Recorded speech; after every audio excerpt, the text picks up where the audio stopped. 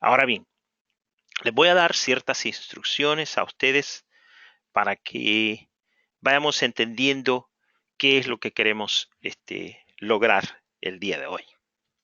Entonces, el propósito de esta reunión, hermanos, es explicar los pasos necesarios para interpretar el texto bíblico. En otras palabras, ¿qué voy a hacer para entender este texto?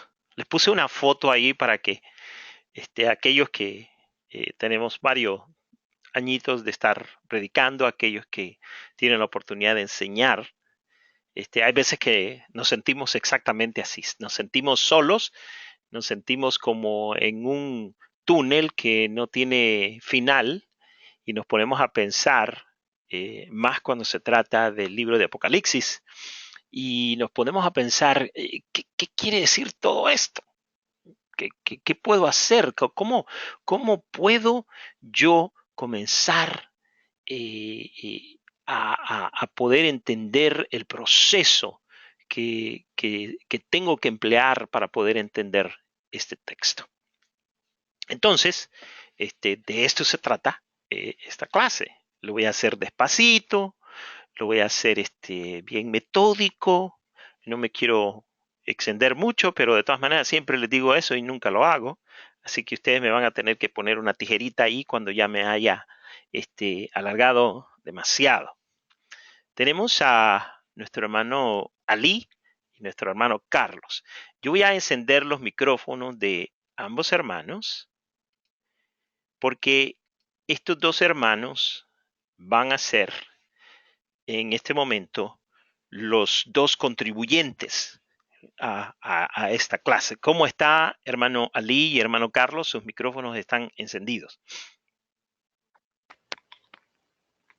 Buenas noches, hermano Felipe. Buenas noches, tengan todos los hermanos, hermano Carlos. Buenas noches, mi hermano. Bendiciones para todos. Amén. Aleluya. Pues, ¿qué les parece? ¿Cómo escucharon la propuesta para esta noche? Sí, algo no sorprendido, porque de usted nada me sorprende, pero estamos preparados. Amén. Somos soldados. ¿Qué piensa usted, hermano Carlos? Bueno, hermano, buenas noches a todos. Contento siempre de escucharle, hermano Felipe, y de estar en contacto con mis hermanos. Mire, entré un poquito tarde porque estaba dándole algunos lineamientos a un amigo que está en Argentina. Sí. Pero al parecer no ha podido conectarse. Entonces, no escuché la propuesta, hermano Felipe. Ok, no hay ningún problema. La propuesta es la siguiente, que esta semana que vamos a entrar, todos nosotros, o por lo menos aquellos que levanten la mano y quieran participar de lo que vamos a hacer, vamos a tratar de ver el significado de Apocalipsis capítulo 6, verso 9 y verso 11. Ahora, el significado de estos textos, pues tiene que ser más fácil, especialmente con la presentación que nos hizo nuestro hermano Ali la semana pasada. Que dicho sea de paso, hermanos, quiero aquí públicamente felicitar a nuestro hermano Ali. Yo siempre le he dicho a nuestro hermano Ali que la iglesia todavía no ve todo lo que Dios ha depositado en nuestro hermano Ali. Yo tengo tremendo respeto para mi hermano. A mí me encanta escuchar cuando mi hermano Ali enseña. Tiene un tono excelente de voz, tiene buenas pausas, sube, baja, hace preguntas y lo que más me encanta es cómo habla, porque me encantaría hablar como él habla.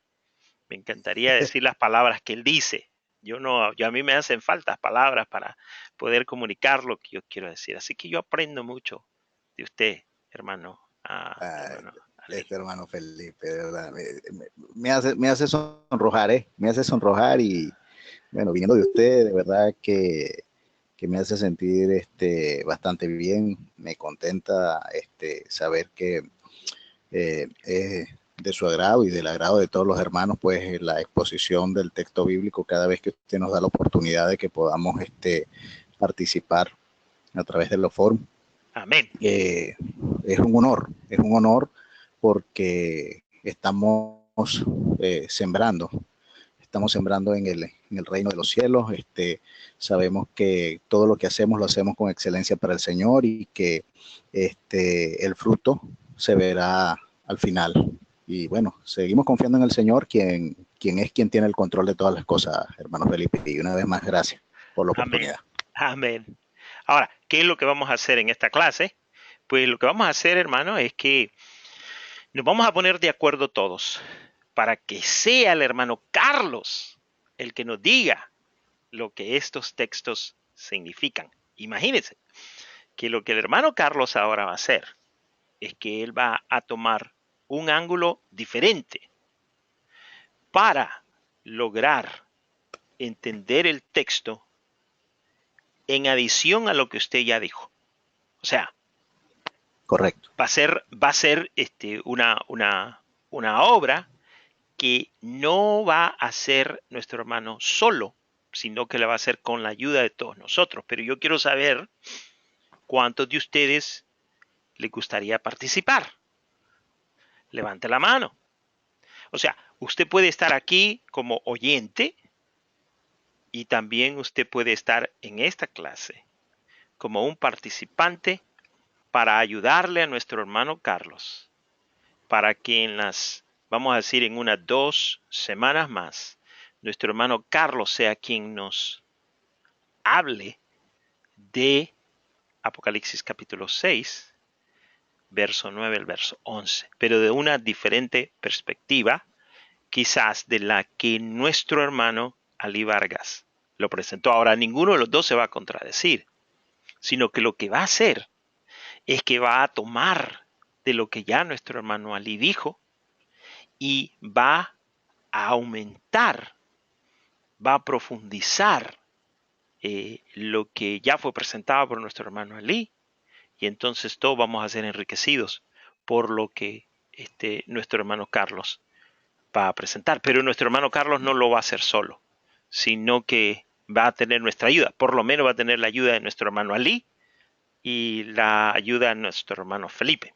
Ahora, ¿quién más quiere ayudarle al hermano Carlos a poder exponer este texto? Levante su mano y le voy a decir qué es lo que va a hacer. ¿Nadie? ¿Nadie quiere entrarle? Ah, ya está. Tía Maggie, ¿alguien más? Deje su mano en levantada. Hermana Maggie.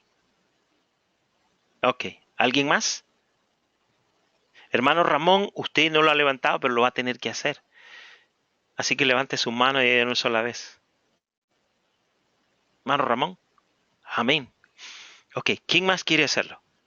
Les va a ayudar mucho. Esto les va a ayudar, pero bastante. No solamente a este texto, sino que al resto de los textos. El hermano Ramón por obligación, claro que sí. Porque él enseña. Ok. ¿Quién más? ¿Quién más quiere? Ok. Parece que nadie más quiere. All right. Entonces, hermano, considero que es una excelente oportunidad que se está brindando a los demás hermanos y hermanas que puedan hacer esto. Esto es como cuando usted está dando sus primeros inicios para aprender a manejar la bicicleta. Seguro se va a golpear, seguro se va a caer, pero va a aprender. Sí, y lo más tremendo del caso es que lo vamos a hacer en equipo. Aquí lo que vamos a hacer la próxima semana, lo vamos a venir a discutir. ¿Qué encontraste tú? ¿Qué encontraste tú? ¿Qué encontramos todos? Y entonces de esa manera, pues le vamos a atinar, pues eso es un equipo. Pero de todas maneras, aquí el único que ha sido obligado a hacerlo es nuestro hermano Ramón Fernández, porque yo sé que este hermano tiene calibre también. Y el otro, pues que ahí no se salva, es nuestro hermano Pastor Carlos Bermúdez, porque yo quiero verlo a él enseñando en su iglesia el libro de Apocalipsis. Y pues usted, hermano Ali, pues también me conviene que usted lo haga, porque usted ya tiene tremenda base, usted ya ha leído libros, ha enseñado el tema, pues ahora lo quiero llevar a otro nivel. Eso es lo que quiero hacer con usted. Nuestra hermana Magalis, ella viene pero a pasos agigantados, pues es una estudiante aplicada y yo sé que nuestra hermana Magalis, cuando le encuentre la punta al hilo, le va a encantar hacer ese trabajo. Entonces, ya quedamos en que vamos a hacer 4. El hermano Eli, el hermano Carlos, la hermana Magali y el hermano Ramón, lo que vamos a hacer el trabajo de investigación. Ahora bien, aquí en el programa les he puesto a ustedes 2 hojas de materiales. El primero es el análisis del texto y luego el 5º sello. Imprímanlo o bájenlo. Vaya ahí donde dice materiales, donde hay como un símbolo de una hojita. Allí va a encontrar usted los materiales que he puesto para lo que vamos a estar haciendo en esta clase. Ok, entonces, vamos a continuar la clase y no me apaguen los micrófonos, hermano Ali, hermano Carlos. Voy a encender también el micrófono de nuestra hermana Magali. Y voy a encender el teléfono, el micrófono de nuestro hermano Ramón, porque quiero dirigirme a ustedes y los demás van a escuchar. ¿Me explico? Así es. Ok. Correcto. Right. Entonces, en este momento hay una mesa. Estamos en un salón de conferencias y estamos sentados, hermano Ali, hermano Carlos, Magali y el hermano Ramón. Y el hermano Felipe. Somos 5 en el equipo de investigación y queremos entender el texto de Apocalipsis capítulo 6, verso 9 al verso 11. ¿Qué vamos a hacer? Ok, entonces ahora vamos a iniciar. ¿Qué es lo primero que tenemos que hacer para entender este texto? Ok, 4 pasos bien fáciles. Ok, lo primero que tengo que hacer, y este es un error que aunque ustedes no lo crean, es un error que muchos predicadores cometen.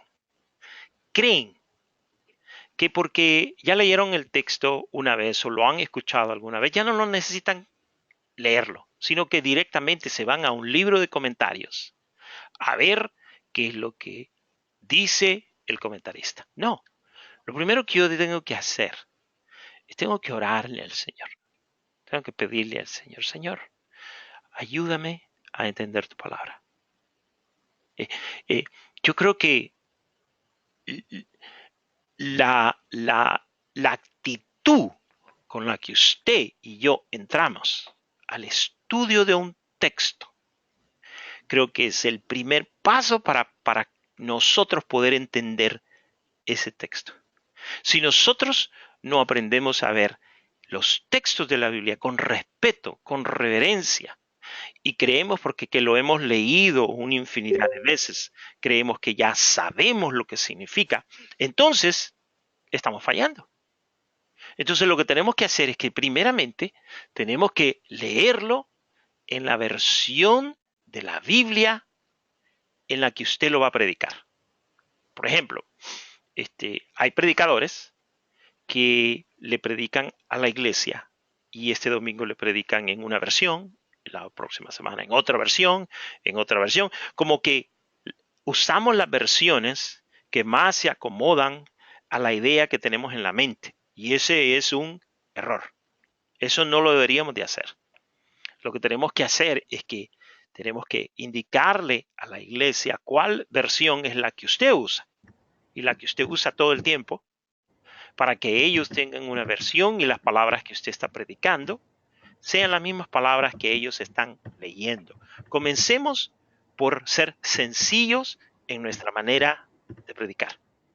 Y esas indicaciones son muy importantes. Si hay una persona ahí que prefiere tener otra versión que la que usted usa todos los domingos, esa es otra cosa. Pero usted por lo menos dígale a la iglesia, hermanos, esta es la versión que usamos en la iglesia. Ya sea la 1960 o la versión que usted prefiera. ¿Ok? Entonces, usted va a leer y va a comenzar a usar como base la versión de la Biblia que usted va a usar para predicar o los que la mayoría de su congregación usa o lee o la que usted recomienda. Ahora bien, en mi caso, lo segundo que yo hago, y digo en mi caso, porque tengo herramientas para hacerlo, es que yo traduzco el texto. ¿Ok? Lo segundo que yo hago es traducir el texto. El texto fue escrito originalmente en el idioma griego. Entonces, aunque ya tengo Biblia, la Biblia que yo uso, vamos a decir, es la 1960, ya fue traducido por mí, yo de todas maneras traduzco el texto para ver el significado profundo de las palabras. ¿Ok? Entonces, eso es lo que yo hago. ¿Qué es lo que yo hago? Ok, yo se lo he enseñado varias ocasiones a ustedes. Voy a tratar a ver si esto trabaja. Aquí está el texto. Ustedes han visto que lo que yo hago es que escribo el texto y luego voy palabra por palabra tratando de encontrarle el significado original del texto. Cada una de estas palabras tiene un significado. ¿Okay? Pero encuentro que hay ocasiones que en el texto de la 1960 dice otra palabra. ¿Okay? Entonces, yo me meto al idioma original para ver por qué razón los traductores de la 1960 tradujeron esa palabra de esa manera. Y entonces me vengo a dar cuenta que pudieron haber usado otras palabras, pero llegaron a la conclusión que semánticamente hablando, esa era la palabra que más luz daba a nuestro idioma para poder entender lo que este texto está tratando de decir. Ahora, lo otro que yo hago, la otra cosa que yo hago, es que ya de inmediato, por ejemplo, ustedes van a ver aquí en el texto del verso 9, que hay unas palabras que yo he puesto en diferente color. Por ejemplo, usted va a ver que aquí dice, y cuando abrió el quinto sello, vi, y dice la palabra bajo, bajo. Yo lo he puesto en azul. ¿Por qué? Porque quiero estudiar esa palabra en el griego. ¿Qué es lo que esa palabra significa? Para mí me llama la atención que dice bajo del altar. Otra palabra que quiero estudiar es altar. Luego quiero estudiar almas. Luego quiero ver por qué se ha traducido esa palabra degollados.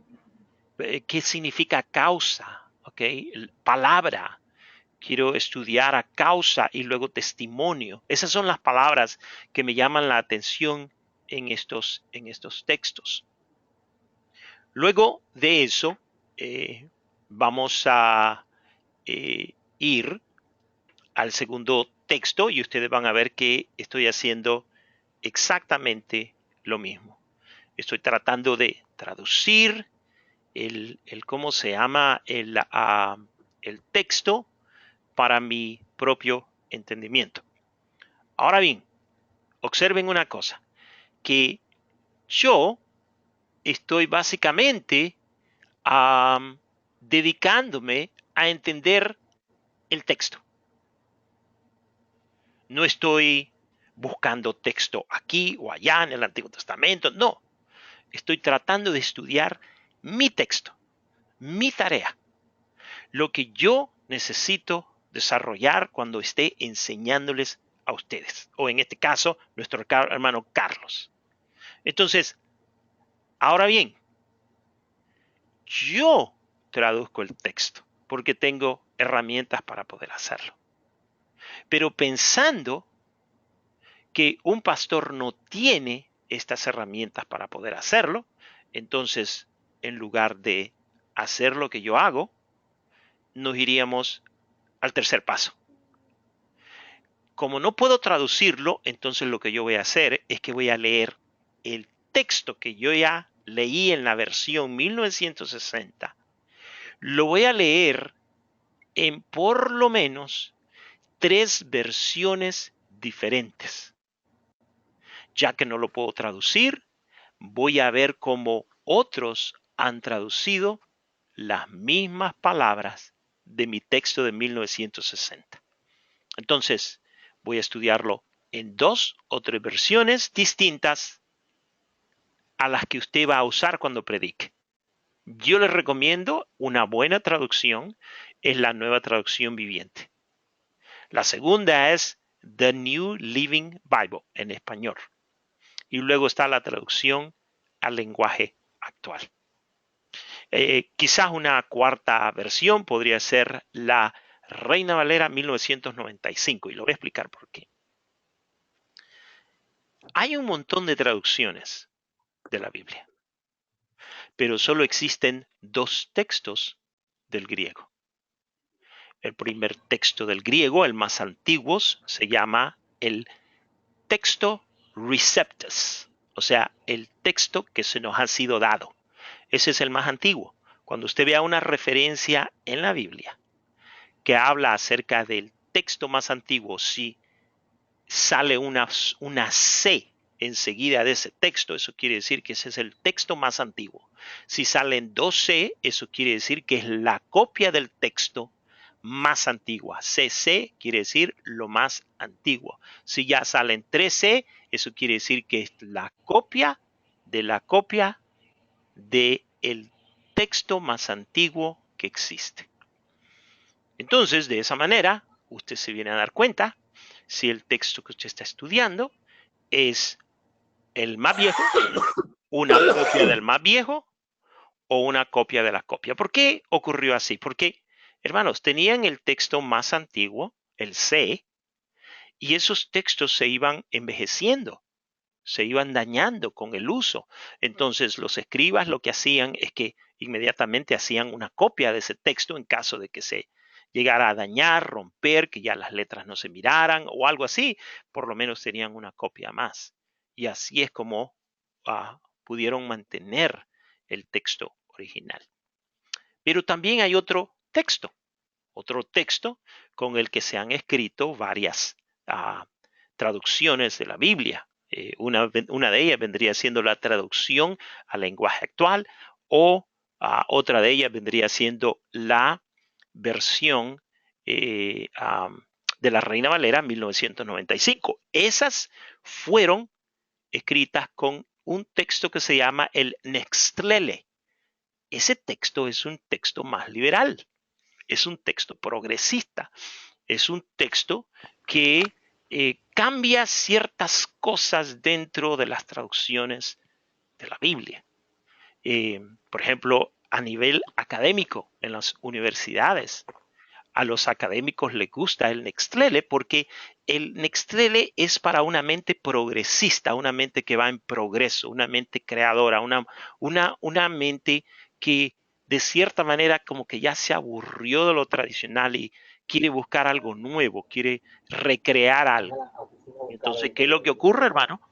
Que cuando vemos Biblias como por ejemplo la traducción al lenguaje actual o la 1995, hay otras versiones, entonces comenzamos a notar de que hay una tremenda diferencia en lo que dice la 1960 con la que viene del texto Preceptus y la que viene del texto que es el Nextlele. Entonces hay 2 textos originales del griego, pero hay un montón de traducciones a nuestro lenguaje y usted tiene que saber cuál viene de cuál texto y cuál viene del otro texto. Yo personalmente prefiero quedarme con el texto Preceptos.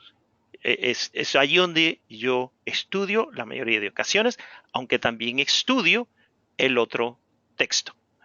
Para mí, yo los estudio los 2, pero siempre entiendo de que mi texto, mi base, es el texto más antiguo. Por eso es que ustedes me ven la mayoría de veces estudiando y predicando en la versión de 1960, que es la misma que vendría siendo la King James en inglés, que también estudio. Entonces, cuando usted esté leyendo las diferentes versiones de la Biblia, anote las palabras que son diferentes de la 1960 o de las otras versiones. Anote las palabras diferentes. ¿Qué hay de diferencia entre la versión que usted va a usar para predicar y las otras versiones? Medite en la forma que cada versión traduce el texto. Mire cuáles son las diferencias. Mire cuáles son, pregúntese usted, ¿por qué razón esta versión traduce esta palabra? Yo quiero, hermanos, decirles a cada uno de ustedes que maduren, que ya dejen de decir amén cuando alguien dice, que esta versión es diabólica, que porque no se sujeta, no es parecida a la 1960 y la 1960 es la Biblia más santa. No, hermano, ya esas son cosas para gente inmadura que no conoce el texto de la Biblia. Todas las versiones tienen problemas, todas. No hay ni una sola. ¿Por qué razón? Porque son traducciones del lenguaje original. Cuando por ejemplo, yo fui a un viaje misionero a Bolivia, fueron 15 pastores, yo era uno de los traductores. Y cuando ellos se ponían a predicar, ellos predicaban en inglés y me predicaban a mí que hablo inglés. Entonces yo traducía ese mensaje al español. Y cuando yo lo decía en español, estaba otro pastor que lo estaba traduciendo al inca.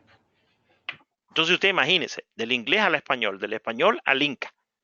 Entonces, lo que el pastor estaba diciendo en español, yo no lo traducía literalmente, sino lo que yo hacía es que traducía lo que él estaba diciendo. De tal manera que las palabras fueran entendibles, pero no eran 100% lo que el pastor estaba tratando de decir. Y lo que yo estaba tratando de decir, el hermano que estaba traduciendo del español al inca, entonces lo que estaba haciendo es que él tampoco estaba haciéndolo a una exactitud. Entonces es lo mismo que ocurre cuando nosotros traducimos del idioma original a nuestro castellano.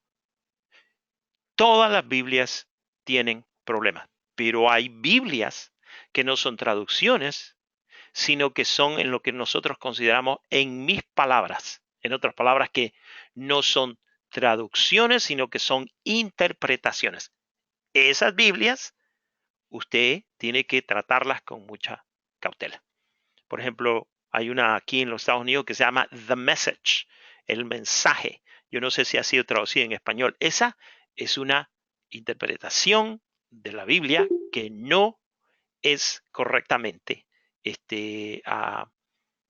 que viene del texto Nexclele y que es muy liberal en su manera de traducir.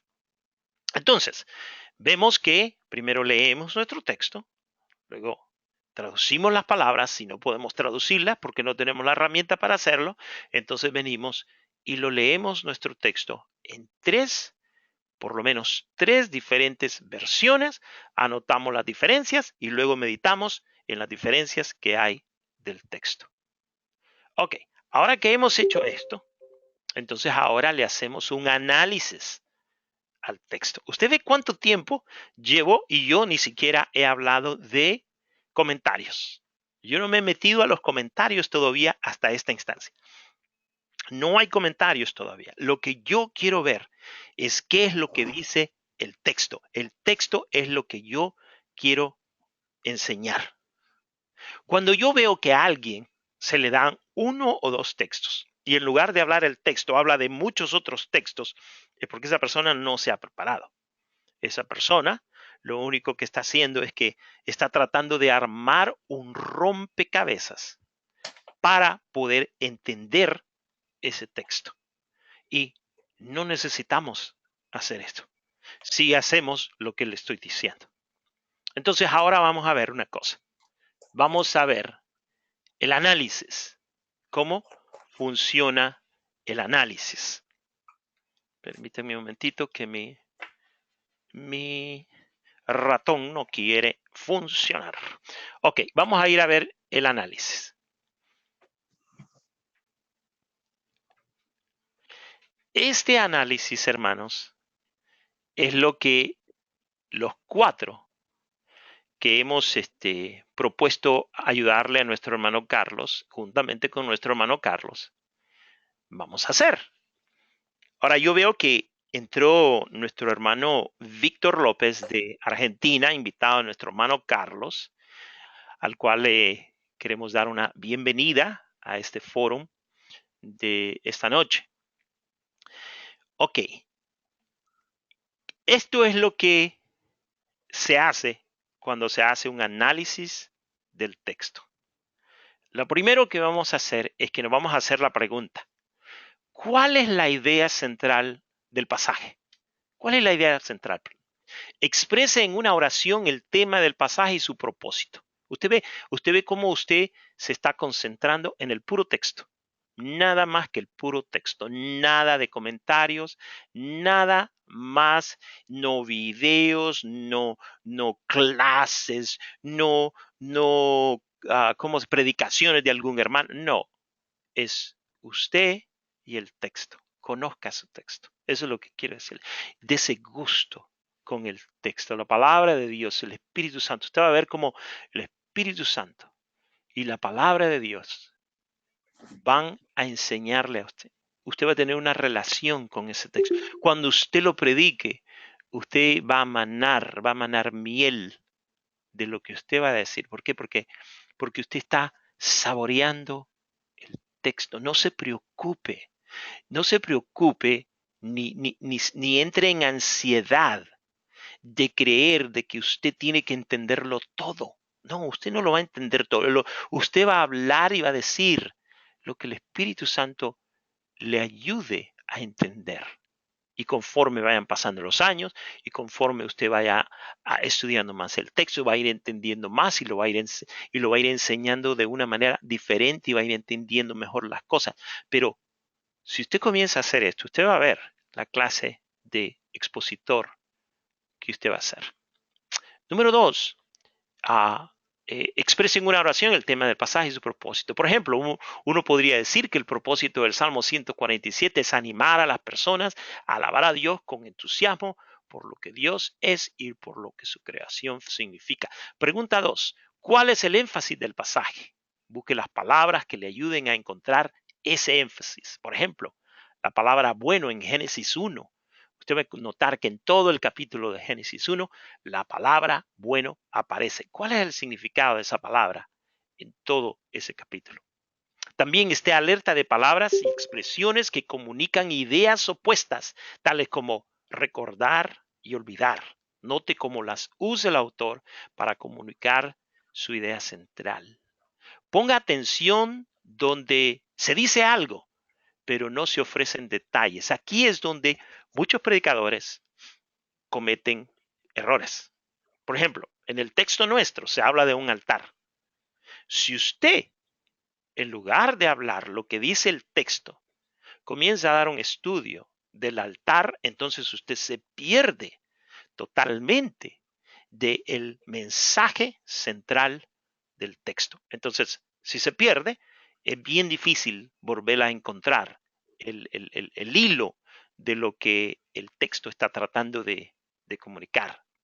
Entonces, cuando el texto no ofrece, por ejemplo, yo puse un ejemplo aquí de Génesis 4:15, donde, por ejemplo, Dios dice que le puso una señal a Caín. Hay muchos que han cometido el error de meterse a tratar de enseñar en qué consistía la señal. Era un tatuaje, era una marca, era esto. El texto no lo dice. ¿Por qué? Porque en la literatura judía, cuando usted encuentra que se dice algo pero no se ofrecen detalles, es porque el escritor está tratando que usted le ponga atención no a los detalles de eso que dijo, sino a lo que viene después de los detalles. Lo que viene después de los detalles es lo que él está tratando de enfatizar, pero ese énfasis no es tan importante si él no dice algo. ¿Por qué Dios, por ejemplo, en el capítulo 4 de Génesis, por qué Dios aceptó la ofrenda de uno más que la otra? Ese no es lo que está tratando de implicar el autor. Entonces, ¿qué es lo que nosotros hacemos? Es que nosotros tratamos de ponerle palabras donde el escritor no intentaba poner palabras. Simplemente lo dijo porque el énfasis es otro. Y el énfasis está ahí en su texto, nada más que usted se desvió porque usted creyó que tenía que averiguar cuál era el detalle o por qué razón o esto y lo otro. No, póngale atención a su texto y usted lo va a ver en unos minutos más, qué es lo que estoy tratando de decirles. Número 3. Encuentre la manera como el autor logra su meta de comunicar sus puntos principales. ¿Qué hace el autor? ¿Hace el autor comparaciones en su texto? ¿Explica su proposición con detalles? ¿Usa imágenes? Por ejemplo, el texto que nosotros tenemos, el escritor, el autor de ese texto usó por lo menos unas 7 imágenes. Y cuando nosotros vemos que en la Biblia se están usando imágenes, entonces tendríamos que darnos cuenta que es una literatura o apocalíptica o es una literatura poética. Entonces, cuando nosotros pensamos en apocalíptico y poesía, tenemos que darnos cuenta que la interpretación de ese tipo de literatura no es la misma que cuando nosotros nos encontramos con una porción histórica narrativa. Entonces es importante que usted sepa que esos aspectos poéticos no son literales, sino que son poéticos, que esos aspectos simbólicos tienen que ser entendibles desde el punto de vista apocalíptico o a través de la poesía. Si usted lo ve como algo literal, entonces comienza a separarse del verdadero significado del texto que está tratando de interpretar. Hace uso de causa y efecto para explicar un evento. Por ejemplo, causa es, por ejemplo, si usted se despoja del viejo hombre, entonces se va a poner el nuevo hombre. Ahí está la causa, quítese uno para ponerse otro. Causa y efecto. Hace preguntas retóricas. Mire cuántas preguntas tiene su texto. Estas respuestas están implícitas en el texto. Ok. Número 4. ¿Qué sabemos del contexto histórico, cultural y social en el cual el pasaje fue escrito? Recuerde una cosa, que aunque la palabra de Dios es para nosotros, el texto original no se escribió para usted y para mí, se escribió para una audiencia específica que vivía en un tiempo totalmente diferente al que nosotros vivimos. Entonces, nuestro trabajo consiste en entender qué es lo que el autor, con su idioma original, le quiso decir a la audiencia a la que él se estaba dirigiendo. Entonces, eso va a ser, le va a ser más fácil poder entender el texto que usted está estudiando. Entonces, haga una investigación del contexto cultural en algún diccionario o en alguna introducción al texto, o sea, al libro que usted está estudiando. Por ejemplo, está estudiando Apocalipsis, vaya a una introducción de lo que este libro dice acerca de Apocalipsis, cuándo se llevó a cabo, por qué estaba ocurriendo, bla, bla, bla, todas esas cosas. Entonces usted va a tener una idea de lo que era el contexto histórico, cultural y social del tiempo en el que se está hablando. ¿Qué preguntas provoca este texto en usted? Haga preguntas que le ayuden a tener acceso al significado de su pasaje. Si usted pudiera, ¿qué preguntas le haría al escritor de su texto? Sea concreto y específico. Yo la mayoría de veces le estoy preguntando a Pablo, ay, Pablito, ¿qué quisiste decir con este texto? Por favor, dime, ¿qué quisiste decir? ¿Por qué lo dijiste? ¿Por qué hiciste esta pregunta? Lo estoy peleando con Pablo, con Juan, con Zacarías, con Daniel. Y cuando hacen la pregunta, yo hago la pregunta y luego me da la respuesta, le doy un aplauso a Daniel, le doy un aplauso a Pablo. Wow, ahora entiendo por qué hiciste esta pregunta.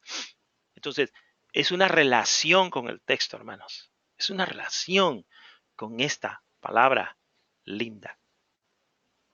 Luego de hacer las preguntas, piense en 2 o 3 posibles respuestas para cada una de las preguntas y trate de buscar alguna evidencia si es posible. Ahora, ¿qué implicación tiene el pasaje para nuestra adoración, a nuestra misión, nuestra espiritualidad, el evangelio, lo que usted y los demás creen, la ética, la vida pastoral, mi vida académica, el resto de mi vida? En otras palabras, mire el pasaje bajo la luz de otros temas que usted está estudiando o viviendo en este momento. Es importante. Ahora bien, mire, número 8, llegamos a los comentarios. Y esto lo quiero decir muy enfático, muy importante esto que le voy a decir, hermano.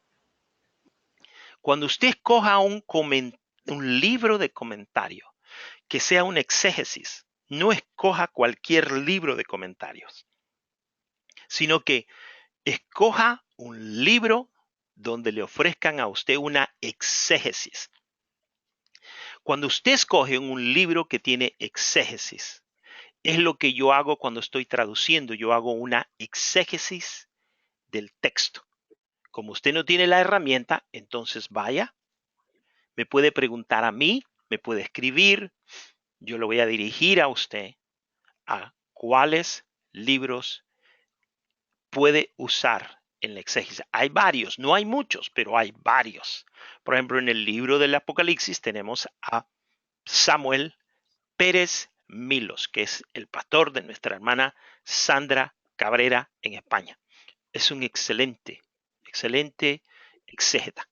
Lo que me encanta a mí de Samuel Pérez Milo es que él le va a dar a usted lo gramático, le va a dar la traducción de las palabras y además de eso le va a ofrecer un comentario. En sus comentarios, él analiza otros comentaristas en el idioma inglés, como Germenía. Germenía es una de las colecciones de comentarios en inglés quizás más fabulosas que yo haya conocido, por muchas razones que no quiero hablar acerca de eso, pero hay un montón de libros, de comentarios académicos que son excelentes, pero que son exegéticos. Y eso es lo que le quiero decir a usted. También use algún otro libro a su disposición que le pueda ayudar a verificar las conclusiones a las que usted ha llegado. Usted ve, el libro de comentarios no es para usted saber lo que dice el texto, sino para verificar las conclusiones a las que usted ha llegado.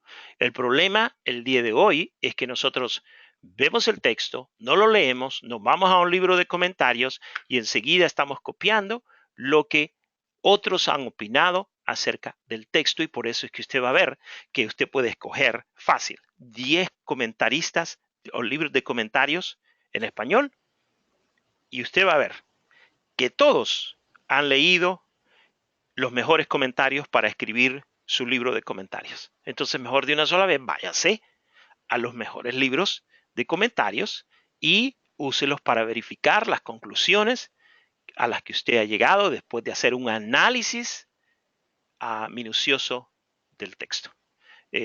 Todo maestro de la Biblia necesita tener un buen comentario exegético y un diccionario bíblico o teológico, que es totalmente diferente. ¿Ok? Entonces, este es el análisis. Entonces, ojo, equipo, hermano Ali, hermano Carlos, hermana Magali, hermano Ramón. ustedes van a imprimir esta hoja y luego lo que van a hacer es que van a tomar el texto de Apocalipsis capítulo 6, verso 9 al verso 11, y van a hacer un análisis, como yo se los estoy dando aquí, de ese texto. Y luego lo vamos a discutir. Lo vamos a hablar aquí y vamos a comenzar a hacer las preguntas y luego vamos a opinar y vamos a llegar a la conclusión de que la idea central del pasaje es esta y por esta razón. Entonces, usted se va a dar cuenta que cuando a usted le den la tarea de en su iglesia de estudiar quizás o predicar, entonces usted va a tener más facilidad de estudiar estos textos. Ok, vamos a irnos entonces ahora a la próxima.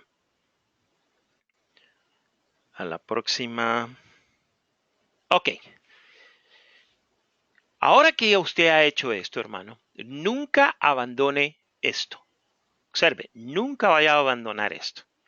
Cuando usted lea el texto, usted está viendo lo que dice su texto, pero no abandone lo que ya ha dicho su texto. Y mucho menos abandone qué es lo que continúa diciendo su texto. En otras palabras, ¿qué dice mi texto? ¿Qué ha dicho mi texto? ¿Y qué continúa diciendo mi texto? Su texto es parte de un contexto. Usted nunca va a poder interpretar la Biblia si usted separa su texto de todo el contexto del capítulo, de todo el contexto del libro, de todo el contexto de la Biblia. O sea, su texto es parte de todo un contexto. Si usted lo separa, entonces usted se va a perder. Ok, dicho ya eso, entonces vamos a comenzar a hacer lo siguiente. Este es nuestro texto. Entonces, yo escuché la semana pasada lo que nuestro hermano Ali había predicado, me di cuenta que no me dejó ningún ángulo, me fui a la derecha, nada, me fui a la izquierda, nada, por arriba, nada, por abajo, nada, por en medio, nada, ni siquiera un huequito el hermano Ali me dejó para poder hablar acerca del texto. Entonces aquí yo estoy orándole al Señor. Señor, pues, ¿qué voy a decir este texto si ya nuestro hermano Ali Vargas Torrealba lo dijo todo? Entonces comencé a hacer lo que normalmente hago. Y le voy a confesar una cosa, hermano, yo no soy escatólogo. Yo lo que soy maestro. Yo estudio toda la Biblia y si hay algo en lo que quizás me especializo más que cualquier otra cosa, es en la exégesis de los textos de la Biblia. Pero decir que yo soy un experto en lo que tiene que ver con la escatología, no lo soy. ¿Lo he estudiado? Sí, lo he estudiado. ¿Tengo años de estarlo estudiando? Sí, pero no es una área donde yo me he dedicado, como por ejemplo Hal Lindsey, que desde su infancia lo ha estudiado, y muchos otros que es lo único a lo que se han dedicado, lo que es la escatología, lo que es la profecía. Pero en ocasiones como esta y en otras ocasiones en las que yo me he visto, me han pedido que hable acerca de Apocalipsis. Entonces, por esa razón es que mi estudio de Apocalipsis es continuo. Yo no dejo de estudiar Apocalipsis, Daniel, Zacarías, todo lo que tiene que ver con lo que es la escatología. Estoy estudiando de otras cosas, pero voy escuchando el libro de Apocalipsis, estoy estudiando siempre lo que tiene que ver con la escatología. Entonces, ¿cómo me gusta apreciar a mí el cómo se llama el texto? Yo cuando veo el texto, hermano, se me sale así la babita así porque me encanta leer la Biblia, me encanta ver lo que dice, cómo lo dice. Yo le digo, Señor, qué linda es tu palabra. Es que la palabra de Dios es bella, hermano. Y es más bella cuando usted dice, wow, 3 versos y no entiendo nada. ¿Cómo le voy a hacer para explicar esto? Y comienzo a meterme con el texto y veo cómo el Señor poco a poco me va enseñando. Y eso es lo que yo quiero transmitirles a cada uno de ustedes. La palabra de Dios nos fue dada a nosotros para entenderla. No fue la intención de Dios de dejar la Biblia para que nosotros no la entendiéramos. No, o sea, no, eso como que no tiene ningún sentido. No, la palabra de Dios nos ha sido dada para entenderla. Imagínense, hágase una pregunta a usted. ¿Fue esta profecía una profecía escrita para que nadie la entendiera? Pues yo creo que no. Yo creo que esta profecía fue dada para dar instrucciones a las iglesias que estaban en el Asia. Ellos entendieron todo lo que Juan les estaba tratando de decir. ¿Por qué? Porque esa es la obra del Espíritu Santo, ese es el propósito por el cual Dios nos ha dejado la palabra. Entonces, este es mi texto. Reina Valera, 1960. Ya vemos los textos y qué es lo que dice acá y qué es lo que resalta para mí en este texto. Dice, cuando abrió el quinto sello, vi bajo el altar las almas de los que habían sido muertos por causa de la palabra de Dios y por el testimonio que tenían, y clamaban a gran voz diciendo, ¿hasta cuándo, Señor santo y verdadero, no juzgas y vengas nuestra sangre en los que moran en la tierra? Y se les dieron vestiduras blancas y se les dijo que descansasen todavía un poco de tiempo hasta que se completara el número de sus consiervos y sus hermanos que también habían de ser muertos con ellos. Yo termino de leer el texto y comienzo a subrayar cosas que sobresalen. Ok, para mí, ok, lo que sobresale aquí en estos textos es una imagen. Eso es lo que sale. Si yo borrara las palabras y les quisiera decir a ustedes qué hay en este texto, lo primero que resalta es una imagen. No es una imagen del altar, sino que lo que resalta aquí son las almas. Entonces, cuando nosotros le damos el énfasis a lo que no debe ser resaltado, entonces nos comenzamos a desviar. Y les explico por qué.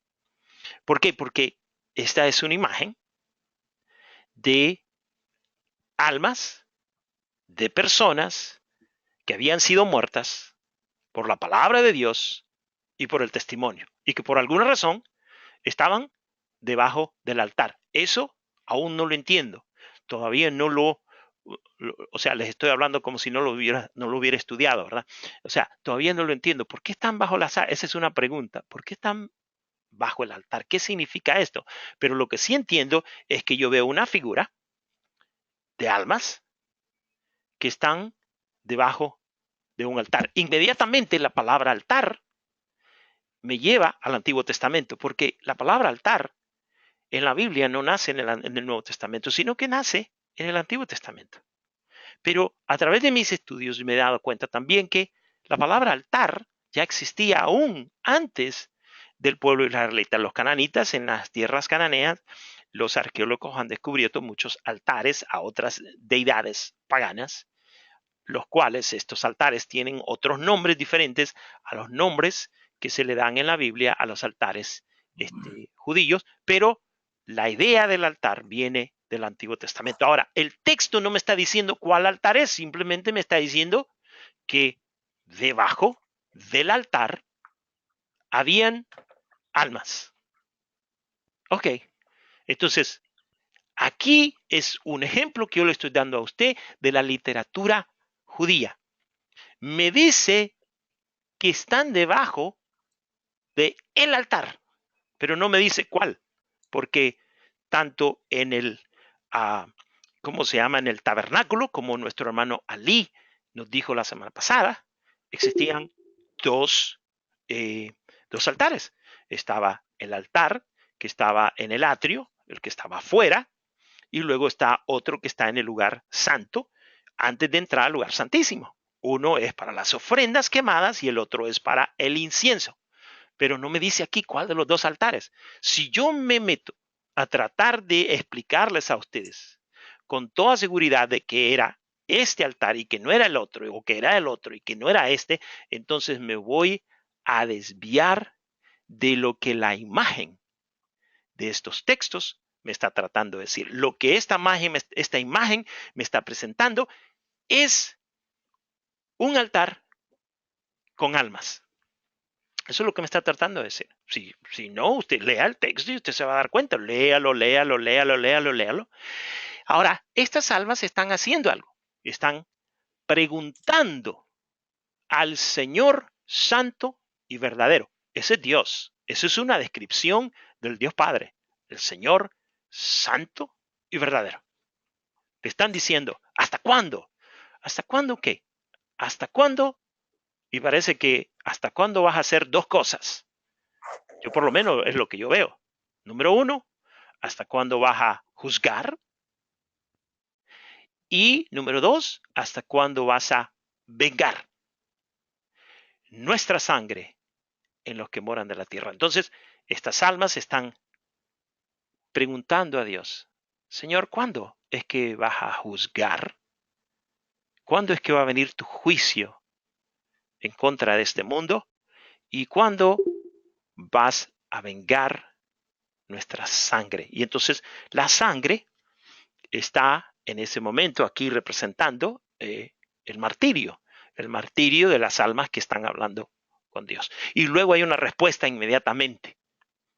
Y dice, y se le dieron vestiduras. Ahora, ¿por qué? Yo ya sé por qué se le dieron vestiduras, pero no les voy a decir por este momento. Pero les estoy explicando a ustedes cómo es que el proceso de interpretación me está llevando a estudiar y a meterme con el texto. Yo no he visto todavía un comentario. Pero, ¿qué significa históricamente esta vestidura blanca? ¿A quién se le daban vestiduras blancas?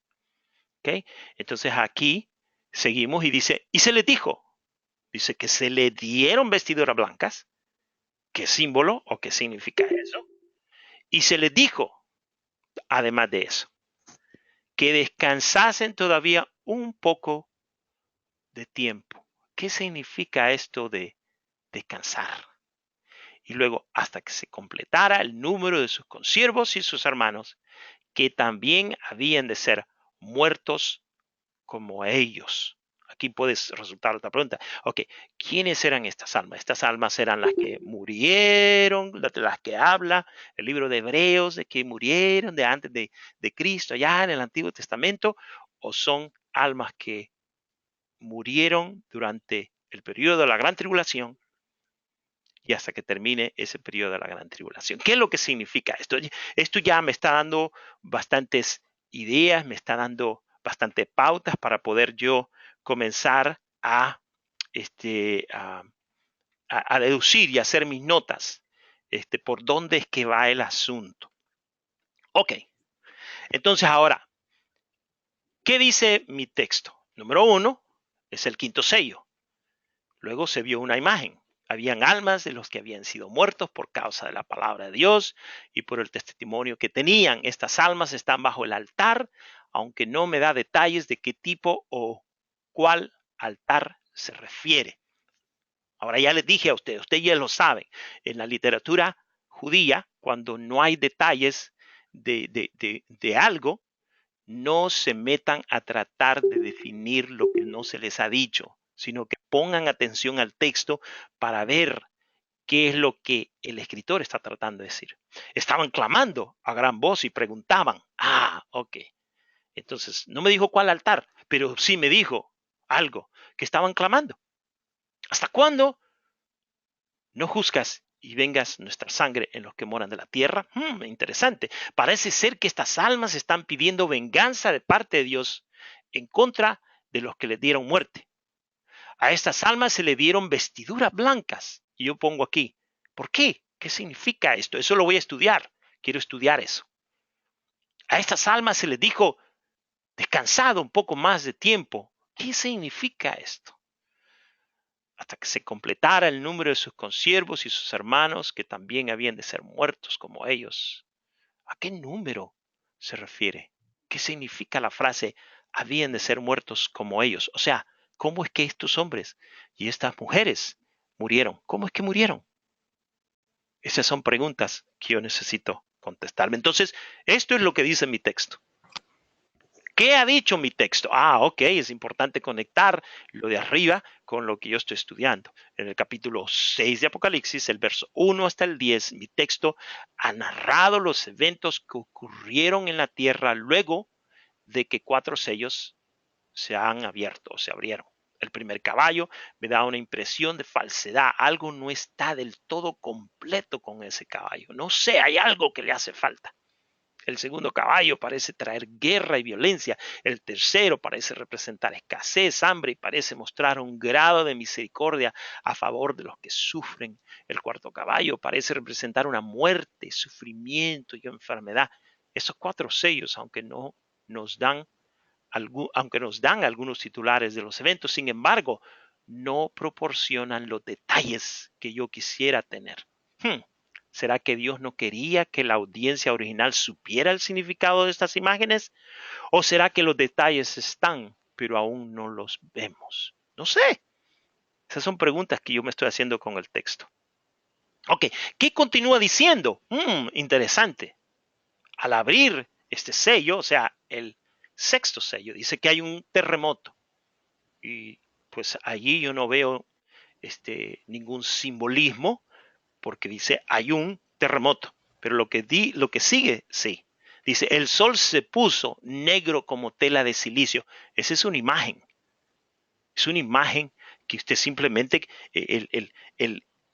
Juan está tratando de manera, ¿cómo se llama? De su expresión, está tratando de decirnos o de escribirnos lo que él está viendo. Y lo que él está viendo es que el sol se puso negro como tela de silicio. Luto, para mí esa es una imagen de luto. Okay. La luna se volvió como, cuando usted vea la palabra como, eso se llama en el hebreo un simil, como sangre. No es que era sangre, sino que se miraba roja, se miraba como sangre, se parecía a un coágulo de sangre. Si usted no entiende esto, vea un coágulo de sangre, métase a la internet y ponga sangre, a ver si usted puede entender cómo es que se ve una luna así. Las estrellas del cielo cayeron sobre la tierra. Ok, si usted cree que esto es literal, entonces es porque no ha visto la segunda parte. La segunda parte incluye un símil. ¿Cómo? La higuera deja caer sus higos cuando es sacudida por un fuerte viento. Ok, usted vaya, si usted tiene higos en su país, vaya a un árbol, agarre una rama, muévala y mira cómo caen. Ok, ¿qué es lo que está describiendo ahí? ¿Qué es lo que está describiendo? Yo lo sé, pero no se lo voy a decir porque yo quiero que usted lo estudie. El cielo se desvaneció. ¿Cómo? Otro símil. Un pergamino que se enrolla. Si usted agarra un pergamino y lo suelta, usted va a ver que comienza a mostrar todo. ¿Qué querrá decir eso? Todo monte y toda isla se removió de su lugar. Es otra imagen. ¿Qué querrá decir esto? Para estas imágenes hay una explicación histórica. Más en el Antiguo Testamento, cada vez que se hizo mención de estas 4 cosas, eso significó algo. Entonces, su tarea es ver en la Biblia dónde, en qué otra ocasión se hace mención y allí por seguro va a encontrar su respuesta de lo que esto significa. Luego dice, los reyes, los mandatarios de la tierra, los grandes, los ricos, los capitanes, los poderosos y todo siervo y todo libre, se escondieron en las cuevas y entre las peñas de los montes. Y decían a los montes y a las peñas, caed sobre nosotros. O sea, mata, porque esta gente quería, no se mataban ellos, no se suicidaban ellos, pero le pedían a los montes y a las peñas que cayeran sobre ellos y los escondieran del rostro de aquel que está sentado sobre el trono y de la ira del Cordero. Y luego el texto termina y dice, ¿por qué? Porque el gran día de su ira ha llegado y ¿quién podrá sostenerse en pie? Entonces ahora yo ya comienzo a entender un poquito lo que está ocurriendo aquí? Se lo voy a decir. En la literatura judía hay una costumbre que para poder pasar a un siguiente tema, lo que el judío hace es que él viene y siempre nos da una frase que nos va a llevar al final, pero ya nos está diciendo, en otras palabras, nos está diciendo con esto de que la historia continúa, pero no ha terminado. Eso es lo que está tratando de decirnos. Porque si usted compara el final de los sellos con las trompetas y con las copas de ira, usted va a encontrar que este texto es casi similar en las tres porciones, excepto que en la porción de las copas, ahí dice, y ahora ahora ha llegado, o sea que al final llega cuando se hace mención de las copas. Pero mientras en la literatura judía, siempre antes de poder pasar a un segundo, vamos a decir, capítulo, se nos dice lo que está por ocurrir. Y eso es lo que está ocurriendo acá. ¿Por qué querían morirse? ¿Por qué querían que las piedras les cayeran sobre ellos y ocultarse del rostro de aquel que está sentado? Ah, porque el gran día de su ira ha llegado y quién podrá sostenerse en pie. Pero, de acuerdo al contexto, en los versículos anteriores, que vendrían siendo el sello que estamos nosotros estudiando, ahí se les dijo a las almas que todavía el tiempo no había llegado, que tenían que esperarse. Entonces, ahora comienzo a entender lo que está ocurriendo con esto. Entonces, vamos a ir al análisis que yo he comenzado acerca de este texto. ¿Cuál es la idea central del pasaje? Observen, la idea central del pasaje no es el altar, ni siquiera son las almas, sino la idea central del pasaje es que el pasaje está diciendo que el final ocurrirá, pero no en este momento, sino que en un poco de tiempo. Verso 11, ahí usted lo va a ver. Entonces, el escritor hace la presentación de las almas debajo del altar, haciendo la pregunta, y todo ese drama para decirnos una cosa, que aunque ya aparecieron las almas de los mártires pidiendo a Dios que le diga cuándo va a ser el final, la respuesta allí es que el final todavía no es. Que todas estas calamidades van a continuar por un poco de tiempo más. Eso es lo que el texto está tratando de decir. Luego dice, ¿podría expresar en una oración el tema del pasaje y su propósito? El tema del pasaje es descansen todavía un poco de tiempo hasta que se completara los que habían de ser muertos como ellos. Eso quiere decir que el drama del Apocalipsis va a continuar por un poco de tiempo más. Y ustedes descansen un tiempo más. ¿Cuál es el énfasis del texto? El énfasis del texto es el tiempo del juicio y venganza de parte de Dios por los actos y la muerte de los redimidos de Dios. Entonces, aquí es donde yo pongo estudiar altar. Quiero saber un poquito más del altar. Ya lo hice. En el texto hay comparaciones. Bueno, todavía yo no las he encontrado. No hay una comparación donde el texto diga esto versus esto. Ok. Explica el autor de este pasaje con detalles. Ok, esto es lo que yo escribí. Esta imagen nos dice que tanto el juicio de los moradores de la tierra y la venganza por la sangre de los mártires aún no es, pero que un poco más de tiempo será. Eso es lo que los detalles me están diciendo. Las túnicas blancas se le dan en señal de qué. Ok, yo puse ahí en rojo, ver el significado. Yo tengo ya el significado, pero se lo voy a dejar a ustedes. ¿Usa imágenes? Sí. ¿Cuáles son las imágenes que usa? Ya se las expliqué. ¿Cuáles son las imágenes que usa el autor? Causa y efecto. Ok, aquí está un ejemplo de causa y efecto. Les dice, descansen un poco más de tiempo. Esa es la causa. Descansen un poco más. Y luego el efecto es hasta que se complete el número de sus hermanos que morirán como ustedes. Esa es causa y efecto. ¿Hace preguntas retóricas? Sí. La pregunta retórica es ¿hasta cuándo? ¿Hasta cuándo? Esa es la pregunta retórica. Entonces, el mismo texto nos dice que la respuesta es que todavía falta un poco de tiempo hasta que se complete el número de sus hermanos que morirán como ustedes. Eso me quiere decir a mí que los textos del capítulo 6 son básicamente el títulos de las escenas diferentes de lo que va a ocurrir en la gran tribulación. Esos son los títulos. Entonces, esto me está llevando a pensar de que del verso 1 al verso 8, donde están los 4 caballos, esas 4 escenas ocurren en el cielo, pero son eventos que van a ocurrir en la tierra. Pero del verso 9 en adelante hasta que termina el capítulo, o sea, los otros sellos que hacen falta, esos son cosas que se ven en el cielo, pero que ocurren en el cielo. Las primeras son cosas que se ven desde el cielo, pero que ocurren en la tierra.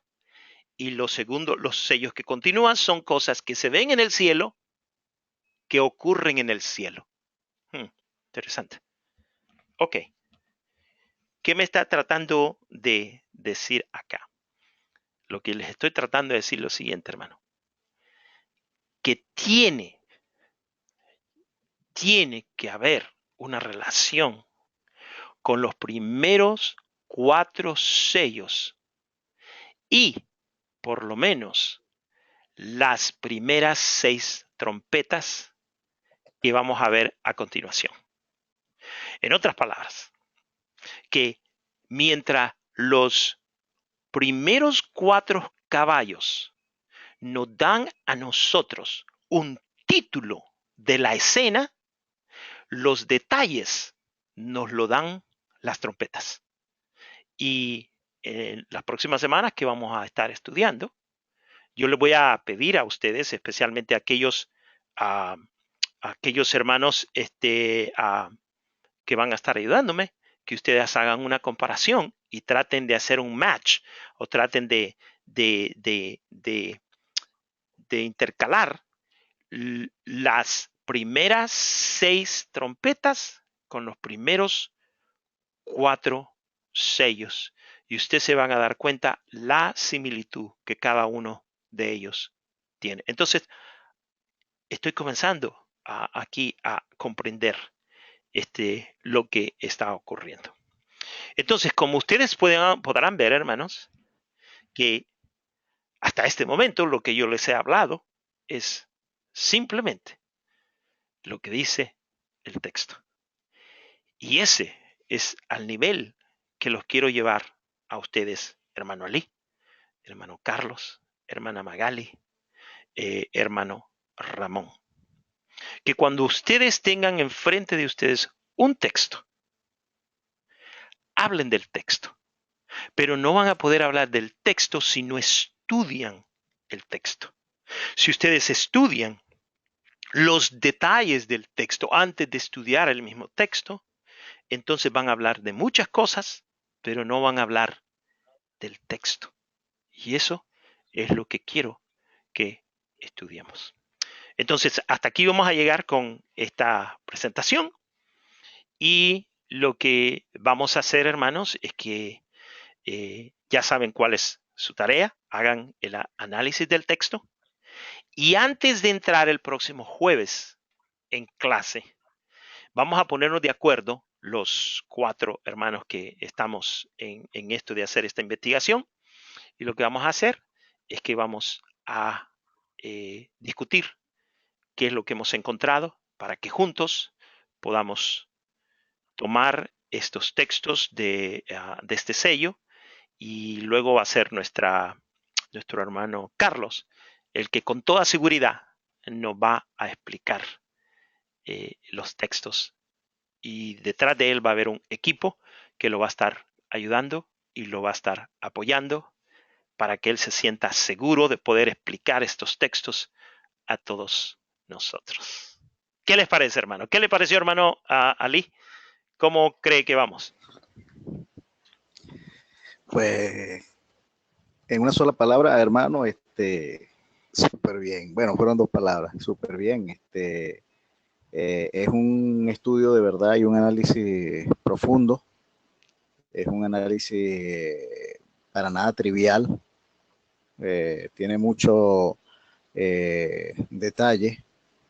Yo creo que el punto básico de todo esto es crearse una pequeña regla mnemotécnica en función de los puntos tratados en la lámina que usted nos presentó del análisis, y ir desglosando cada uno de estos elementos aplicados para el análisis, y aplicarlo en este caso pues al texto que se va a estar estudiando con respecto